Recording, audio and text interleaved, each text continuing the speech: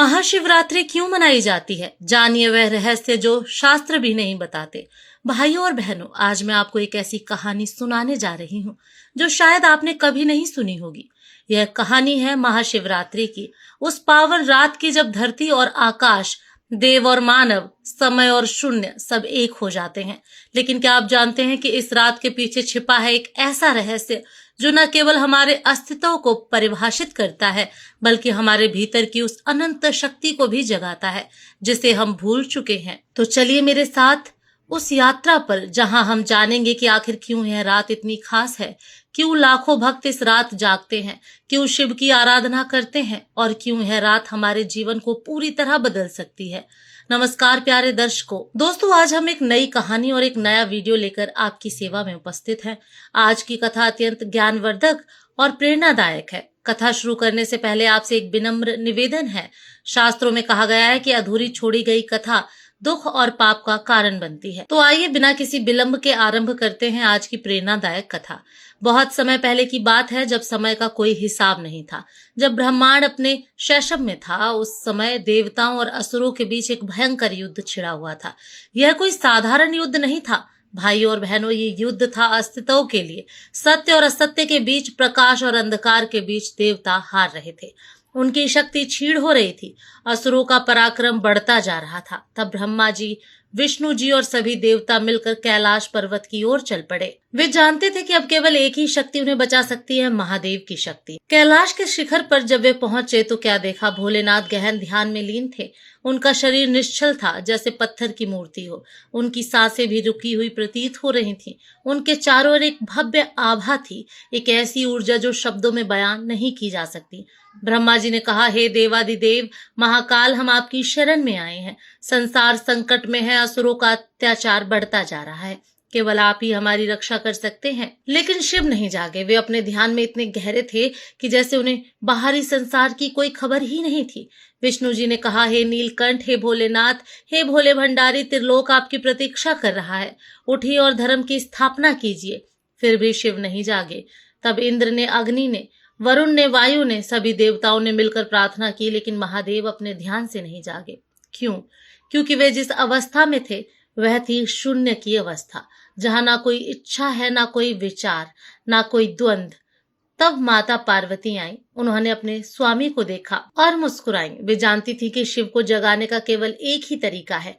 उन्होंने अपनी हथेली शिव के हृदय पर रखी और धीरे से कहा, हे आदिदेव, यह संसार आपकी सृष्टि है। यदि आप ही इसकी रक्षा नहीं करेंगी तो कौन करेगा? और तब भाइयों और बहनों, एक अद्भुत घटना घटी। शिव की पलकें धीरे से खुली। उनकी आंखों में वह तेज था जो सूर्य को भी मध्यम कर दे। उन्होंने चारों ओर देखा और सब कुछ समझ गए। शिव ने कहा, मैं जानता हूं कि संसार संकट में है, लेकिन इस संकट का समाधान युद्ध में नहीं, समुद्र मंथन में है। देवताओं और असुरों को मिलकर क्षीर सागर का मंथन करना होगा। उससे अमृत प्राप्त होगा जो सभी समस्याओं का समाधान है। और फिर शुरू हुआ वो महान समुद्र मंथन। मद्रांचल पर्वत को मथानी बनाया गया, बासुकी नाग को रस्सी बनाया गया, देवता एक ओर, असुर दूसरी ओर, और शुरू हुआ वह मंथन जो युगों तक चला। पहले समुद्र से निकले 14 रत्न, कामधेनु गाय, उच्च ऐश्वर्य घोड़ा, ऐरावत हाथी, कौस्तुभ मणि, परिजात वृक्ष, लक्ष्मी जी और न जाने क्या क्या। हर कोई खुश था, लगा कि अब अमृत आने वाला है। लेकिन तभी भाइयों और बहनों, समुद्र के गर्भ से निकला कुछ ऐसा जिसने सबके होश उड़ा दिए। निकला हलाहल विष, इतना भयंकर, इतना विनाशकारी कि उसकी एक बूंद से पूरा ब्रह्मांड नष्ट हो सकता था। उस विष की गर्मी से समुद्र उबलने लगा, उसके धुएं से आकाश काला पड़ने लगा, उसकी दुर्गंध से प्राणी बेहोश होने लगे। देवता भागे, असुर भागे, सब अपनी जान बचाने में लग गए। लेकिन वो विष फैलता ही जा रहा था। हर पल, हर क्षण वो पूरे ब्रह्मांड को अपनी चपेट में ले रहा था। तब सभी फिर से कैलाश की ओर दौड़ पड़े। इस बार उनकी आंखों में केवल भय था, गहरा भय। वे जानते थे कि अब उनके पास समय नहीं बचा था। माता पार्वती ने जब यह सब देखा तो उनका हृदय दुख से भर गया। वे जानती थी कि शिव क्या करने वाले हैं। उन्होंने शिव का हाथ पकड़ा और कहा, नहीं स्वामी, यह विष आपको मार देगा, कृपया मत जाइए। शिव ने माता पार्वती की ओर देखा। उनकी आंखों में अपार प्रेम था, लेकिन उससे भी अधिक था कर्तव्य का बोध। उन्होंने कहा, प्रिय, यदि मैं नहीं गया तो यह सारा संसार नष्ट हो जाएगा, और यह संसार हमारा घर है। हमारे बच्चों का घर है। एक पिता अपने घर को कैसे नष्ट होते देख सकता है?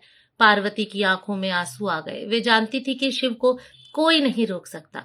जब वे किसी के भले के लिए कुछ करने का निश्चय कर ले, उन्होंने बस इतना कहा, तो मैं भी आपके साथ चलूंगी। शिव मुस्कुराए। उन्होंने कहा, नहीं प्रिय, तुम्हें यहीं रहना होगा, क्योंकि यदि मुझे कुछ हो गया तो इस संसार को तुम्हारी जरूरत पड़ेगी। तुम शक्ति हो, तुम आदि शक्ति हो, तुम्हारे बिना यह सृष्टि नहीं चल सकती। यह कहकर शिव उस विष की ओर चल पड़े। हर कदम के साथ वो विष उनके करीब आता जा रहा था। उसकी गर्मी को वे महसूस कर सकते थे, उसकी विनाशक शक्ति को वे जानते थे, लेकिन फिर भी वे नहीं रुके। और फिर भाइयों और बहनों, शिव ने वो किया जो कोई और नहीं कर सकता था। उन्होंने उस हलाहल विष को अपने हाथों में उठाया। वो विष इतना तेज था कि उनकी हथेलियां जलने लगी, लेकिन उन्होंने उसे अपने मुख तक ले गए और पी लिया। एक ही घूंट में पूरा विष पी गए। लेकिन माता पार्वती कैसे देख सकती थी कि वह विष शिव के हृदय तक पहुंचे और उन्हें नष्ट कर दे। उन्होंने तुरंत अपना हाथ शिव के कंठ पर रख दिया। उनकी शक्ति से वो विष शिव के कंठ में ही रुक गया, वो नीचे नहीं उतरा। लेकिन भाइयों और बहनों, उस विष की पीड़ा को शब्दों में बयान नहीं किया जा सकता। वो इतना तीव्र था कि शिव का पूरा शरीर कांपने लगा। उनका कंठ नीला पड़ गया, इतना नीला जैसे रात के आकाश का रंग हो।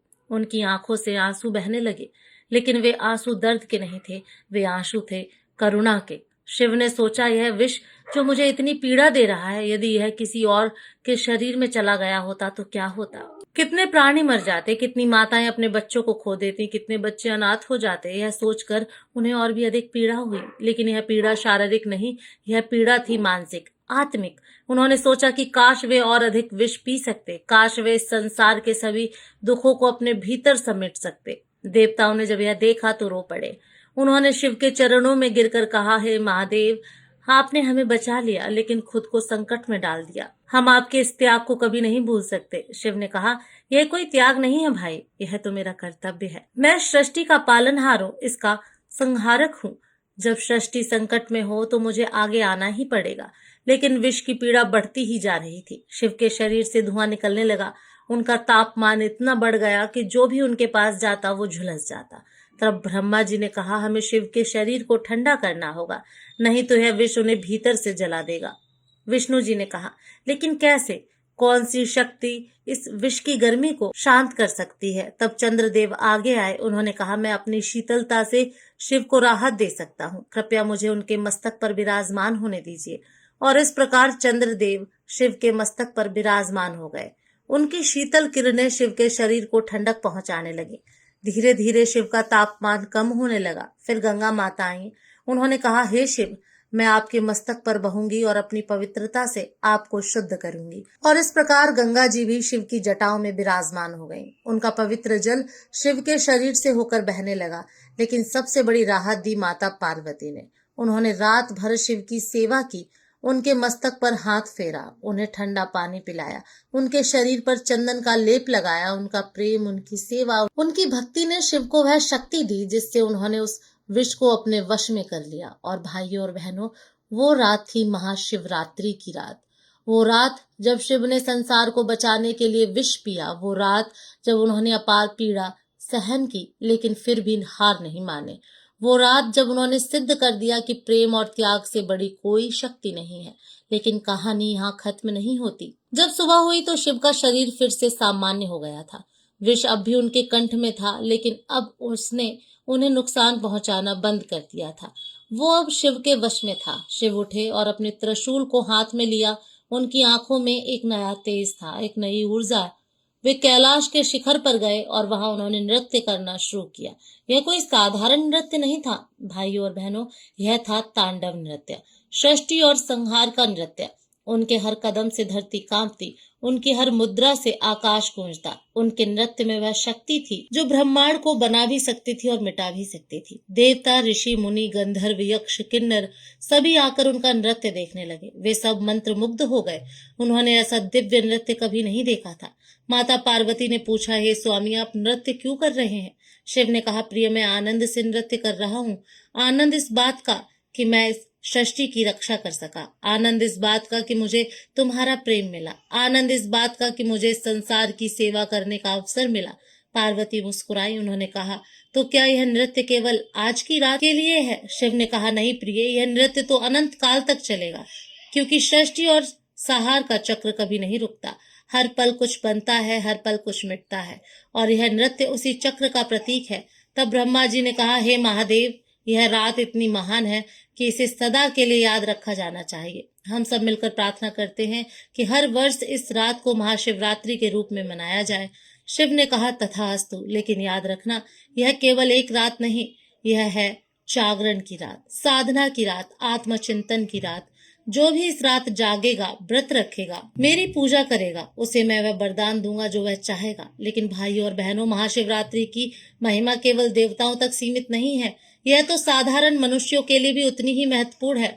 मैं आपको एक कहानी सुनाती हूँ जो इस बात को सिद्ध करती है। बहुत समय पहले वाराणसी के पास एक घने जंगल में एक शिकारी रहता था। उसका नाम था गुरुद्रोह। नाम के अनुसार ही वह बहुत क्रूर था। वो निर्दयी था, हिंसक था, उसे किसी की परवाह नहीं थी। वो बिना किसी कारण जानवरों को मारता, पेड़ों को काटता। एक बार महाशिवरात्रि की रात को वो शिकार करने निकला। उसे नहीं पता था कि आज कौन सी रात है। उसे ना धर्म से मतलब था, ना पूजा से, ना व्रत से। वो बस अपने स्वार्थ में जीता था। जंगल में घूमते घूमते उसे एक हिरन दिखा। वो उसका पीछा करने लगा, लेकिन वो हिरन बहुत तेज था। वो भागता रहा और शिकारी भी भागता रहा। इस भाग दौड़ में दिन ढल गया और रात। हिरन एक तालाब के पास गया और वहां पानी पीने लगा। शिकारी ने सोचा कि अब मौका है। उसने अपना धनुष तैयार किया, लेकिन तभी हिरन सतर्क हो गया और भाग गया। शिकारी को बहुत गुस्सा आया। उसने सोचा कि वह इस हिरन को जरूर मारेगा। उसने तालाब के पास एक बेल के पेड़ पर चढ़ने का फैसला किया। वहां से उसे हिरन दिखाई दे सकता था, लेकिन वो नहीं जानता था कि वो बेल का पेड़ शिवलिंग के ऊपर था। और जब वो पेड़ पर चढ़ा तो उसके पैरों से बेल के पत्ते शिवलिंग पर गिरने लगे। पूरी रात वो वहां बैठा रहा, हिरन की प्रतीक्षा करता रहा। भूख की वजह से उसने कुछ नहीं खाया था, इसलिए अनजाने में उसका व्रत हो गया। रात भर जागते रहने से जागरण हो गया और बेल के पत्ते तोड़ते रहने से शिव की पूजा हो गई। सुबह जब हिरन फिर आया तो शिकारी ने अपना तीर चलाने की तैयारी की, लेकिन तभी हिरन ने कहा, हे शिकारी, मुझे मत मारो, मुझे कुछ समय दे दो, मैं अपने बच्चे से मिलकर आऊं और फिर तुम मुझे मार सकते हो। शिकारी हंसा और बोला, तुम मुझे मूर्ख समझते हो? यदि मैंने तुम्हें जाने दिया तो तुम फिर कभी नहीं लौटोगे। हिरन ने कहा, नहीं, मैं वचन देता हूँ कि मैं लौटूंगा, मैं सत्य बोल रहा हूँ। अचानक शिकारी के हृदय में करुणा जाग गई। यह महाशिवरात्रि की कृपा थी जिसने उसके कठोर हृदय को नरम कर दिया। उसने कहा, ठीक है, जाओ, लेकिन याद रखना, यदि तुम नहीं लौटे तो मैं तुम्हारे परिवार को खोज निकालूंगा। हिरन चला गया। शिकारी को लगा कि वह मूर्ख बन गया है, लेकिन कुछ समय बाद वो हिरन सच में लौट आया। उसके साथ उसकी पत्नी और बच्चे भी थे। हिरन ने कहा, हे शिकारी, मैं अपना वचन पूरा करने आया हूँ, लेकिन एक प्रार्थना है। कृपया पहले मेरी पत्नी और बच्चों को मारो, मैं उन्हें मरते हुए नहीं देख सकता। यह सुनकर शिकारी का हृदय पिघल गया। उसकी आंखों में आंसू आ गए। उसने कहा, नहीं, मैं तुम्हें नहीं मारूंगा, ना तुम्हें, ना तुम्हारे परिवार को। तुम सब जाओ और खुशी से रहो। और उस दिन से शिकारी बदल गया। उसने हिंसा छोड़ दी, शिकार छोड़ दिया। वो शिव का भक्त बन गया और अपना पूरा जीवन सेवा में लगा दिया।